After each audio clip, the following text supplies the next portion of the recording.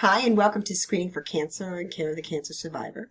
Children and adults with sickle cell anemia and lead toxicity, and also hyperbilirubinemia and problems with cellular regulation or clotting.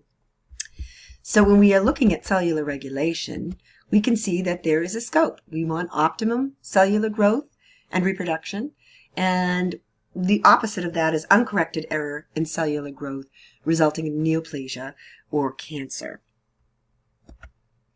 So cancer is a group of more than 200 diseases. It's characterized by uncontrolled and unregulated growth of cells. It occurs in people of all ethnic groups and all ages. The incidence is higher in men than women. The death rates are higher in African Americans than whites and other minorities. It is the second most common cause of death in the United States after heart disease. So cancer starts at the cellular level, and that's why we are classified as cellular regulation.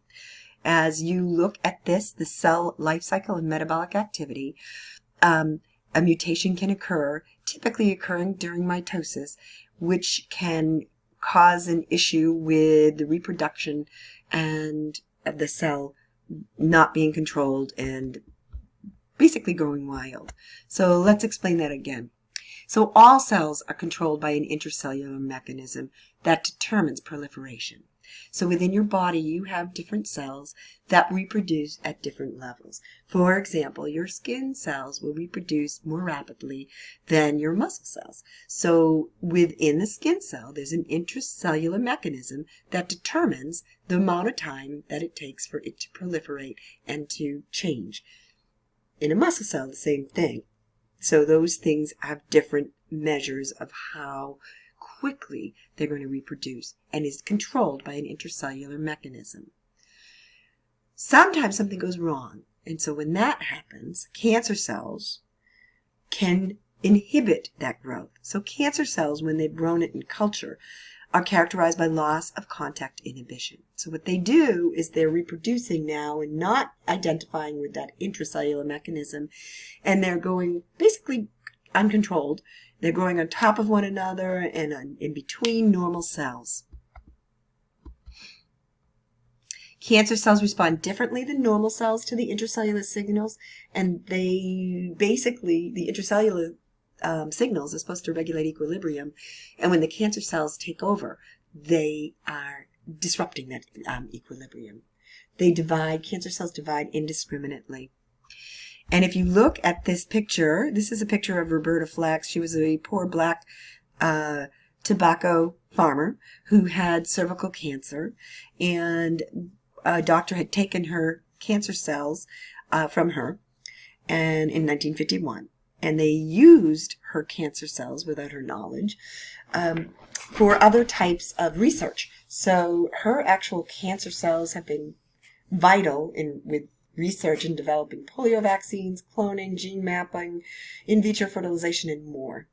It's just interesting tidbits, and it is a book that if you ever have time to read and after your nursing school, you can read her particular book, and it is called The Immortal Life of Henrietta Flax by Rebecca Skloot. So just an interesting tidbit that her cancer cells were utilized so much and made such a difference and impact on cancer research and other types of medical research as well. So collaborative care, we want to prevent cancer. How do we prevent cancer? Preventing cancer is preventing it from occurring. So primary prevention is preventing it from ever to happen in your body. So how do we do that? We participate in regular physical exercise. We eat a balanced diet. We avoid smoking. We avoid excessive sun exposure. And some people do get prophylactic surgeries to prevent it as well, as you probably have read in your book and even in some articles. Some people have opted to have mastectomies or hysterectomies or other types of surgery because they have a familial tendency or hereditary or some type of gene that links them to makes them a higher risk for developing cancer in those organs, and they may opt to remove those organs so that they do not get cancer, and that's primary prevention. Secondary prevention, however, is early disease detection. So those are screening for cancer, which it's easy, reliable, and cost effective, and it's much better to early detect it and catch it and nip it before it spreads or metastasizes than waiting.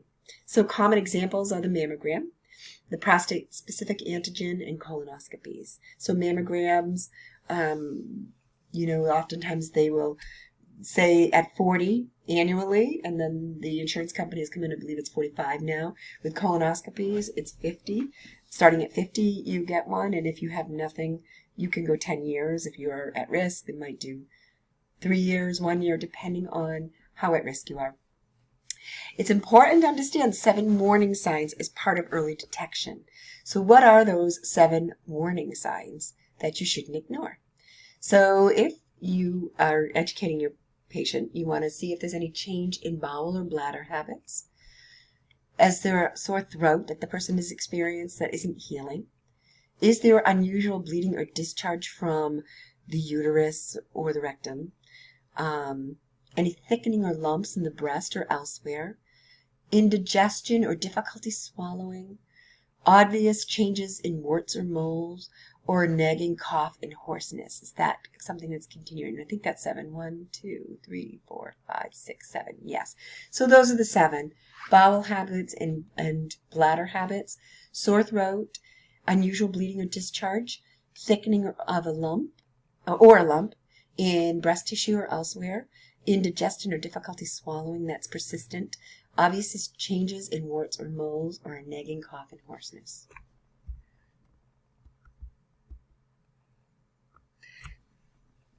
So we're not getting real extensively involved in cancer treatment. You will get more of that in your senior year. But once we've prevented and we've done the primary prevention and the secondary prevention, what's important to talk about is the quality of life after cancer. So what's important as you as nurses is that the physical well-being of a person may be altered. They may have psychological distress. They might have social skills or sexual development, and body image may also be affected. And cancer can also challenge a person's spiritual well-being. Remember, people have, they may have a hysterectomy, they may have a colectomy and now have a colostomy. They have all different things that could be occurring, and you need to take that into consideration when you are dealing with a patient who has this and working in ways to help them adapt to this new life and helping them cope. Okay. The next thing we're going to talk about is sickle cell anemia or sickle cell disease. So what is sickle cell disease? Sickle cell disease is a disease of the hemoglobin. It's abbreviated SCD. A molecule that carries oxygen within the red blood cells. In sickle cell disease, the defective hemoglobin causes the red blood cells to become stiff instead of flexible and form a sickle or a crescent shape.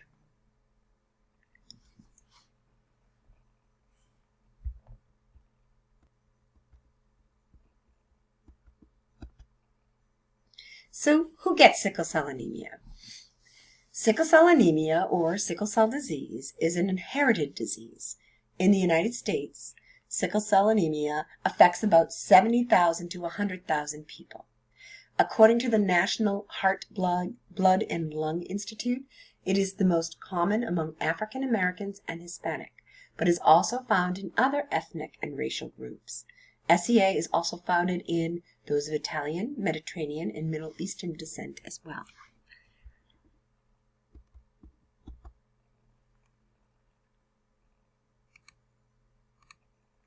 So, sickle cell anemia. The symptoms of sickle cell anemia are related to the hemoglobinopathy, in which there is a partial or complete replacement of normal hemoglobin with hemoglobin S. This hemoglobin acquires an elongated or sickle shape. The cells are more rigid and obstruct capillary blood flow, leading to tissue ischemia.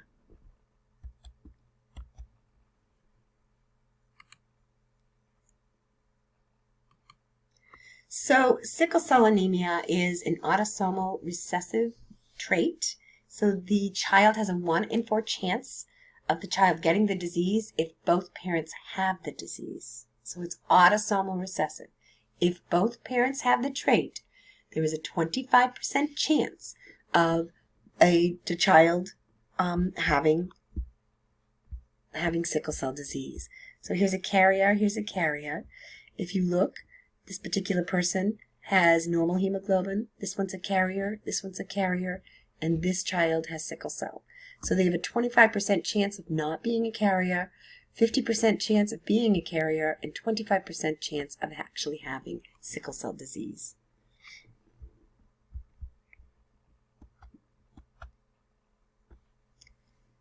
So collaborative care. Collaborative care is newborn screening. When a child is born, they will screen for multiple types of diseases, and sickle cell anemia is one of them. They also will do genetic counseling. That is something, if you do have a child who has sickle cell disease, then there will be genetic counseling for future pregnancies so that you understand the likelihood of the next child having this. Other things that will be very important is management of acute and chronic pain, and prevention of a crisis.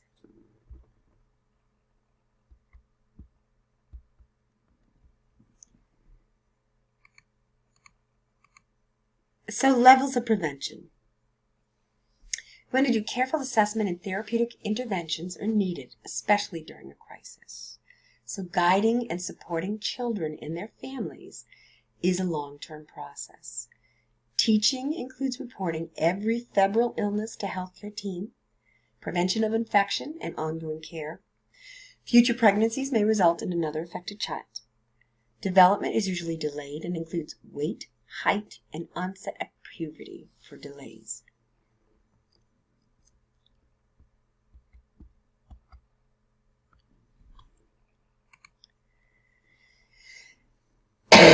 Excuse me. Levels of prevention. Have the client stay hydrated. Have them get a flu or pneumococcal vaccine. Avoid smoking and alcohol use. Avoid strenuous activities. Avoid high altitudes and avoid extremes in temperature. It has been noted that fetal hemoglobin prevents polymerization of hemoglobin S, which leads to sickling and occlusive crisis.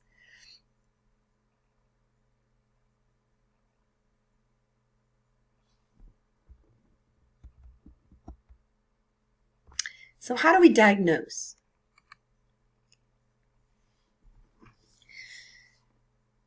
Sickle cell tests are routinely ordered to screen newborns for sickle cell anemia.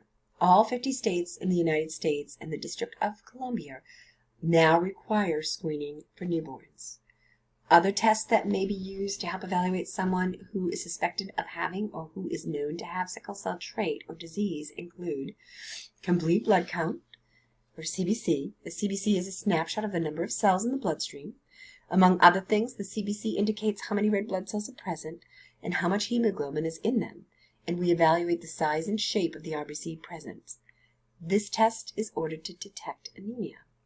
Blood smear, also called peripheral smear and manual differential. In this test, a trained laboratorian looks at a stain, or a thin stained layer of blood, on a slide under a microscope. The number and type of red blood cells are evaluated to see if they are normal. Sickle-shaped RBCs may be seen on the blood smear.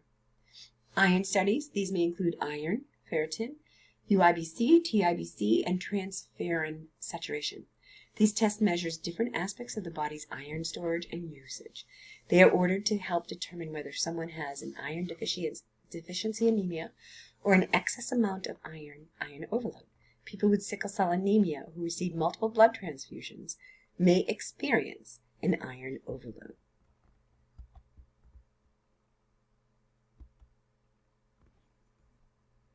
So causes of mortality. 3 organs are of great concern in this disease: spleen, the lungs, and the central nervous system. Splenic injury usually begins early and is without symptoms.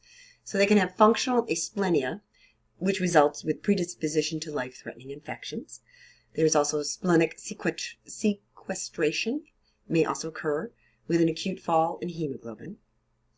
The lungs may also be involved with the result of acute chest syndrome, and some of the most devastating consequences are related to the effects of the strokes on brain and central nervous system.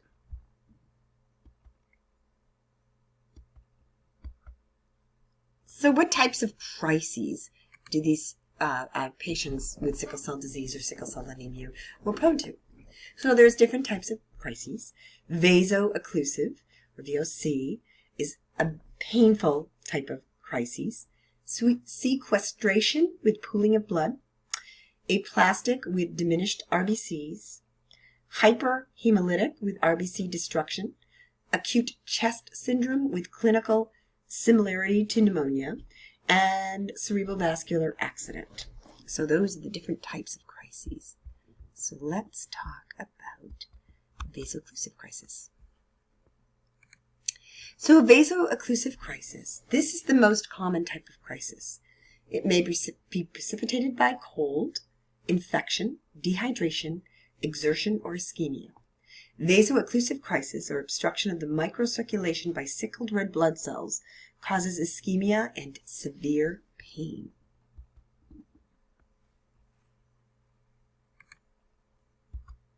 Sequestration crisis. This is a crisis which has the sudden enlargement of the spleen, causing a decrease in hemoglobin concentrations, circulatory collapse, and hypovolemic shock. It occurs mainly in babies and in young children. The severity is variable, but can present with shock and anemia. Acute splenic sequestration has been defined as an acute fall of hemoglobin and markedly elevated reticulocyte count, together with an acute increase in spleen size. If unrecognized, sequestration causes significant mortality. Mortality rates can be reduced substantially by parental education, regular palpation of the abdomen at home to detect early signs of splenic enlargement, and prompt transfusion. Recurrent splenic sequestration is an indication for a splenectomy. The aplastic crisis is a temporary cessation of erythropoiesis causing severe anemia. It's usually precipitated by infection with the parvovirus B19, also known as Fiff's disease. There is usually a drop in hemoglobin over about 1 week. Recovery may be spontaneous, but a transfusion is usually required. With severe anemia associated with aplastic crisis, patients may present with high output congestive heart failure.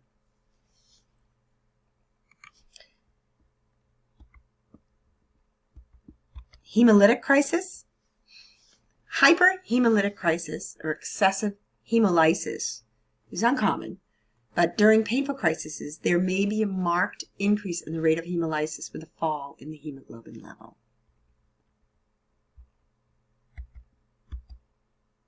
Acute chest syndrome.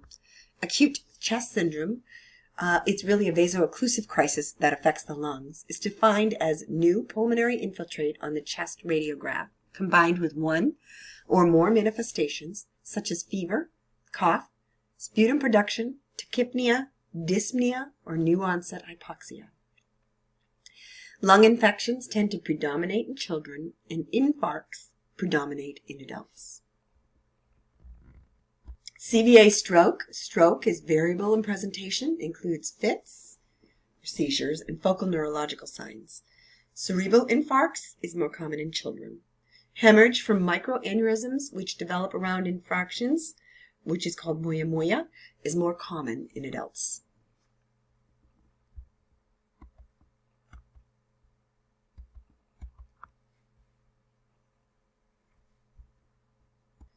Treatment.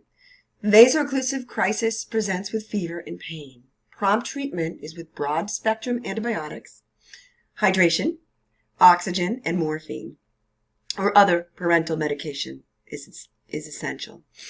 Transfusions may be necessary when sequestration occurs. Bone marrow transplant may offer a cure, actually. Hydroxyurea prevents crisis in a way that fetal hemoglobin provides a protective effect. One thing with vaso-occlusive crisis, they do offer morphine and other types of opioids. In this day and age, there's a lot of concerns regarding substance abuse, which many parents believe is due to the child being treated with opioids for the sickle cell crises. However, it's been researched and evidence shows that opioid addiction is rare among patients being treated for sickle cell anemia crisis because they're treating real severe pain. Addiction occurs in only about 2 to 5% of patients with SCA and SCD, so you can reassure parents in regards to their concerns. The most significant part of that treatment is really to get rid of the pain for that patient.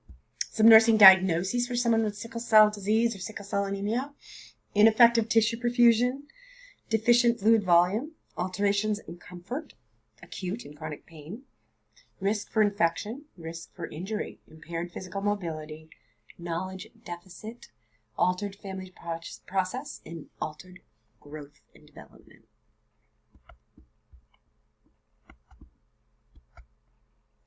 Here are some interrelated concepts. As you can see, the concepts pretty much relate to almost every concept that goes on within your body. So cellular regulation interferes with nutrition, anxiety, coping, sexuality, fatigue, pain, fluid and electrolytes, elimination, infection, and immunity.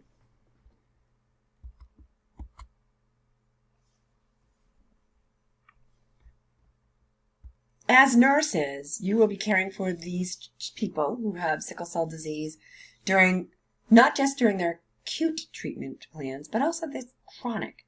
Because this is a chronic disease. They don't get rid of it, but they do have acute crises. So in chronic illnesses, we have to make sure that adherence is not a problem, because it seems to be more of a problem because treatment plans can be complex. It involves sometimes intrusive procedures. They might have weekly injections, things like that. They may have to follow a new diet, and there may be multiple daily meds, and it changes the lifestyle when they are diagnosed with it. Factors affecting adherence would be age of the child.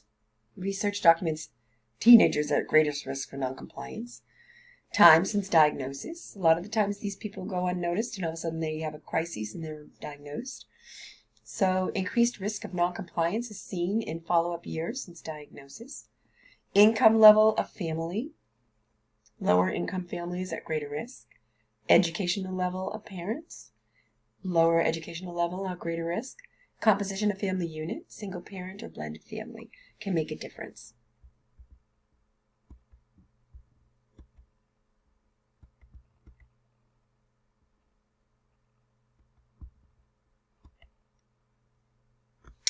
Consequences of poor adherence: poor disease outcomes, a compromised quality of life, missed school days, change in academic and social functioning, missed work days for parents, increased clinic visits and ER visits, and increased hospital admissions.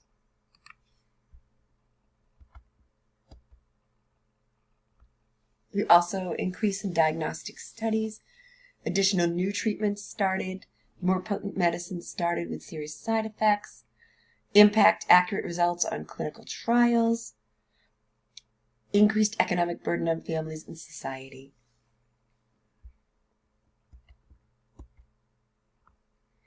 So the next topic we're going to talk about is lead poisoning, which is also known as plumbism. What is lead poisoning? Lead poisoning is a serious and sometimes fatal condition. It occurs when lead builds up in the body. Lead is a high toxic metal and a very strong poison. This can occur at any age, but it is more likely to be found in children under 6. There's an increased incidence in poor and minority children. There are as many as 3 to 4 million children with levels great enough to affect intelligence.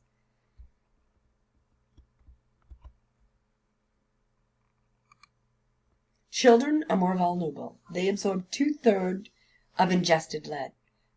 Adults absorb about 10%. Young children practice hand-to-mouth activities. Diets low in calcium and iron and high in fat increase risk.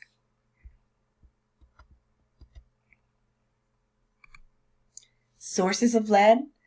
There are lead-based paints. Of course, they took lead out of paint, I believe it was in 1977, so we shouldn't have that too much. But some homes that were built before that point and have not had updated paint or have been painted over still have paint that has lead in it.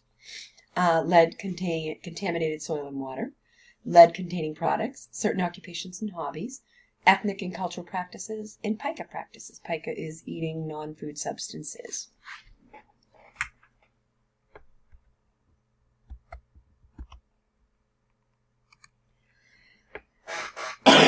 Excuse me. Collaborative care. Physician's perspective includes routine screening and family education, management, and treatment. And if you've had children, and when you take your children for their visits, they will do routine screening for lead to see what the level of lead is for your child.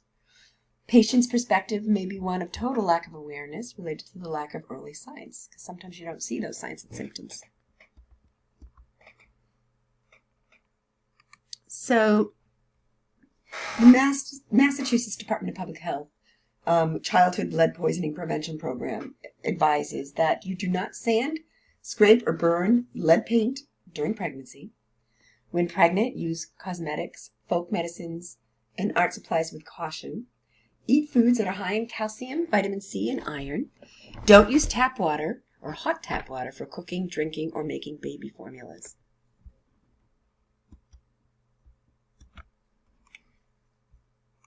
Primary prevention. There is a law which requires that the owners of homes older than 1978 cover or remove lead paint. CDC puts out lead safety guidelines, and the EPA also provides safety guidelines. Secondary prevention. In 2012, the U.S. Centers for Disease Control and Prevention lowered the safe blood lead level reference values to less than 5 micrograms per deciliter. Chelation therapy is the method by which lead is removed from the body. Chelation therapy might be recommended for children with a blood level of 45 micrograms per deciliter.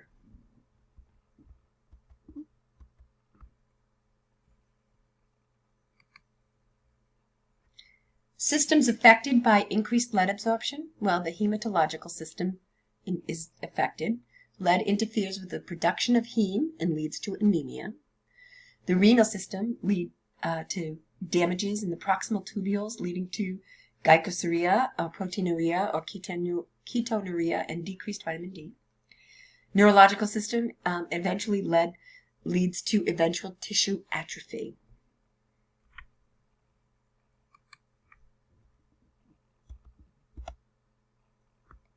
So if you look at this lead poisoning, increased lead absorption will affect the hematological system. It interferes with the synthesis of heme and accumulates alternative metabolites. It increases erythrocyte protoporphyrin and anemia. It affects the renal system. It damages cells of the proximal tubules, causing glycosuria, proteinuria, ketonuria, and vitamin D. It increases urinary coproporphyrin and aminolevulin acids levels and impaired calcium function. It also affects the neurological system by increasing the membrane permeability, increasing intracranial pressure, and tissue ischemia and atrophy. Low dose exposure, you'll see children being distractible, suffering from distractibility, impulsivity, hyperactivity, hearing impairment, mild intellectual deficits. High dose exposure may lead to lead encephalopathy, cognitive impairment, paralysis, blindness, convulsions, coma, and death.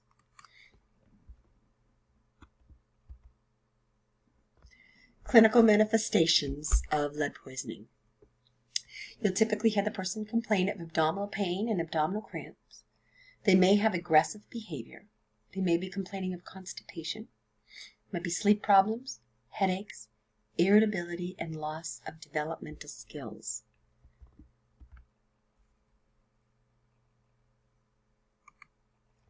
They may have a loss of appetite, fatigue, high blood pressure, numbness or tingling up in the extremities, memory loss, anemia, and kidney dysfunction.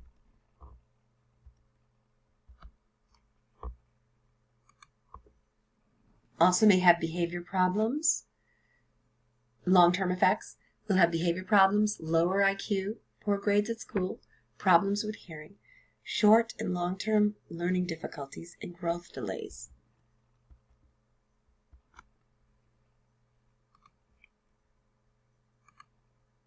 Signs of toxic dose of lead poisoning are severe abdominal pain and cramping, vomiting, muscle weakness, stumbling when walking, seizures, coma, encephalopathy, which manifests as confusion, coma, and seizures.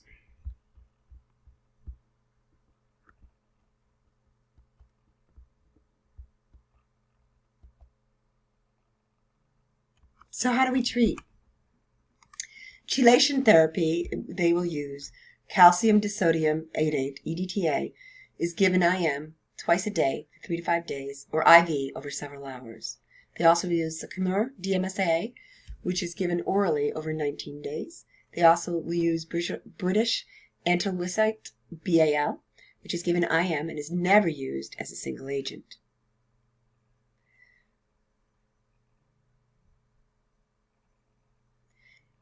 Dimercaprol, or also British anti-leucite, is a medication used to treat acute poisoning by arsenic, mercury, gold, and lead.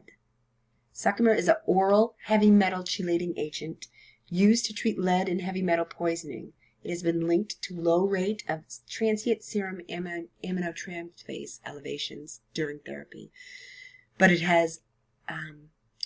use has not been linked to cases of clinically apparent liver injury with jaundice. Calcium sodium EDTA is given IM or intravenously to treat severe lead poisoning. This drug can be toxic to the kidneys. Doses and dosaging schedules must be carefully calculated, and kidney function must be monitored during treatment. Okay, so nursing diagnoses.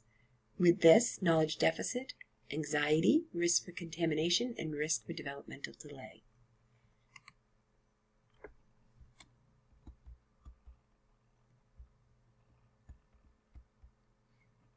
Hyperbilirubinemia.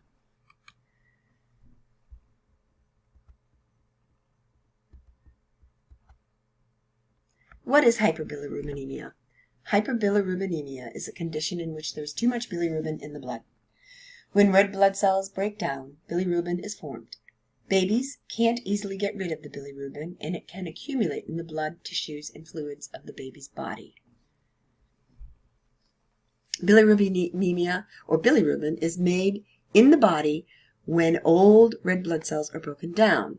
The breakdown of old cells is normal, healthy process. After circulating in your blood, bilirubin then travels to your liver. In the liver, bilirubin is excreted into the bile duct and stored in your gallbladder.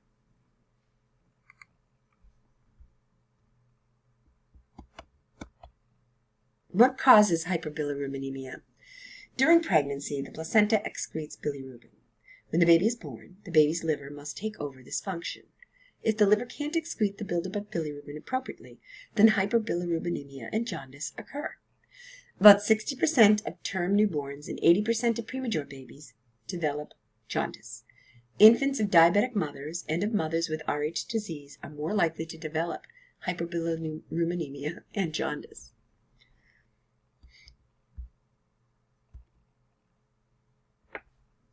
Causes of hyperbilirubinemia: physiological jaundice.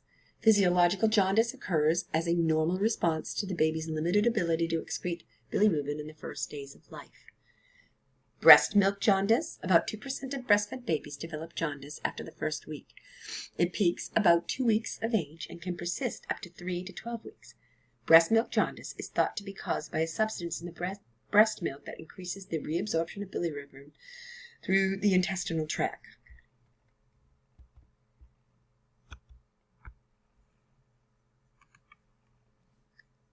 Breastfeeding failure jaundice. It is caused by a failure to initiate breastfeeding, resulting in dehydration, decreased urine production, and accumulation of bilirubin. Late preterm infants, those who are born between 34 weeks and 36 weeks, are more susceptible to this problem because they do not have the coordination and strength to maintain a successful breastfeeding. However, it is also very common in full-term newborns and usually gets better once breastfeeding is established. Jaundice from hemolysis. Jaundice may occur with a breakdown of red blood cells due to hemolytic disease of the newborn, such as Rh disease, or from having too many red blood cells that break down naturally and release bilirubin. Jaundice related to inadequate liver function. Jaundice may be related to inadequate liver function due to infection or other factors. Prevention of hyperbilirubinemia. Well, hyperbilirubinemia cannot be totally prevented.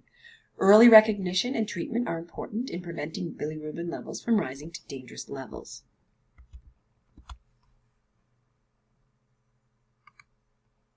Clinical manifestations of hyperbilirubinemia: jaundice, a yellow coloring of the baby's skin and eyes. It usually begins on the face and moves down the body. And also poor feeding and lethargy. How is hyperbilirubinemia diagnosed? The timing of the appearance of jaundice helps with the diagnosis. Jaundice appearing in the first 24 hours is quite serious and usually requires immediate treatment. When jaundice appears in the second or third day, it is usually physiologic. When jaundice appears towards the end of the first week, it may be due to an infection. Later appearance of jaundice in the second week is often related to breast milk feeding.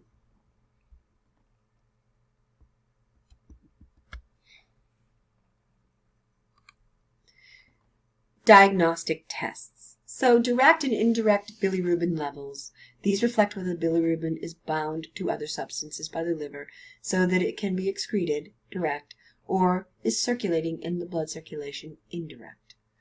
So in an older child or adult, normal values of direct bilirubin are from 0 to 0.4 milligrams per deciliter. Normal values of total bilirubin are from 0.3 to 1.0 milligrams per deciliter.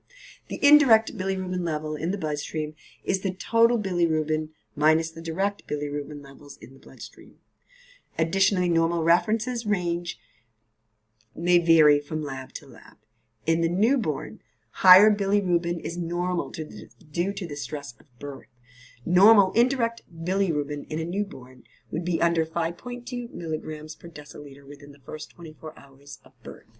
But many newborns have some kind of jaundice and bilirubin levels that rise above 5 milligrams per deciliter within the first days after birth. We also are looking at red blood cell counts, the blood type, and testing for Rh compatibility or Coombs test. Treatment for hyperbilirubinemia. The baby's gestational age and overall health and medical history is taken into consideration for treatment. Also, the extent of the disease and the baby's tolerance for specific medications and procedures or therapies and expectations for the course of the disease is also taken into consideration.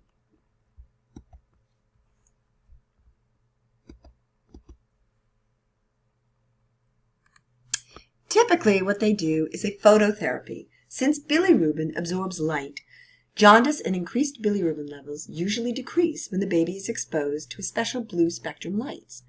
Phototherapy may take several hours to begin working, and it is used throughout the day and night. Different techniques may be used to allow all of the skin to be exposed to the light.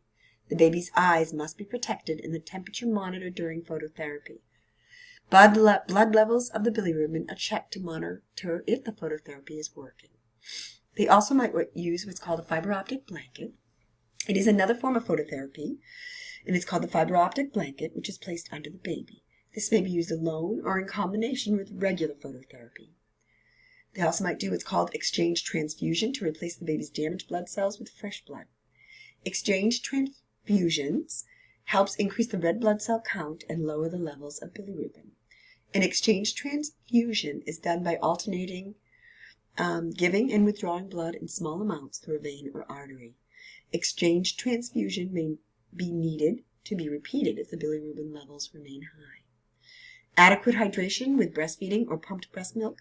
The American Academy of Pediatrics recommends that, if possible, breastfeeding be continued.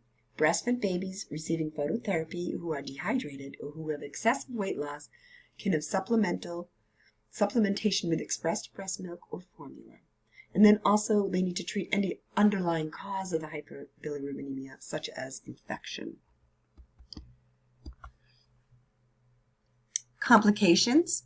Although low levels of bilirubin are not usually a concern, large amounts can circulate to tissues in the brain and may cause seizures and brain damage. This would be a condition called kernicterus, which is a large amount of bilirubin circulating in the blood, causing seizures and brain damage. Let's stop that for a minute.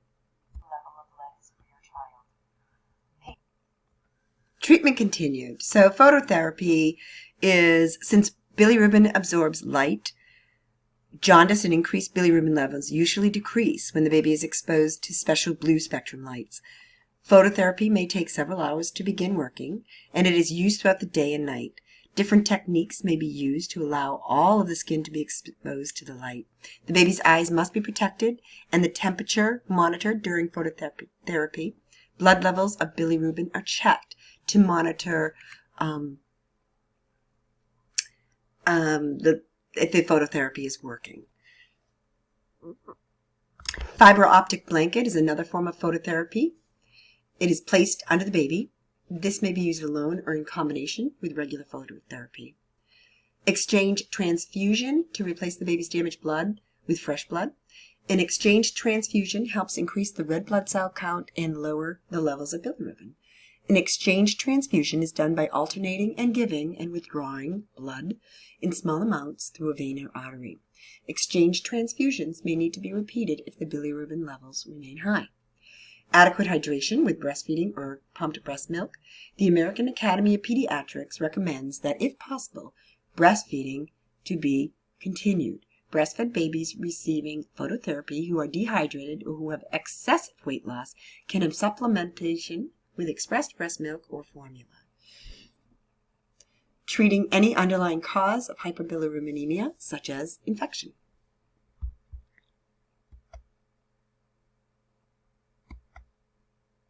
Complications. There are complications that occur. Although low levels of bilirubin are not usually a concern, large amounts can circulate in the body and into the tissues of the brain and may cause seizures or brain damage. Nursing diagnoses, deficient knowledge, risk for injury, and anxiety.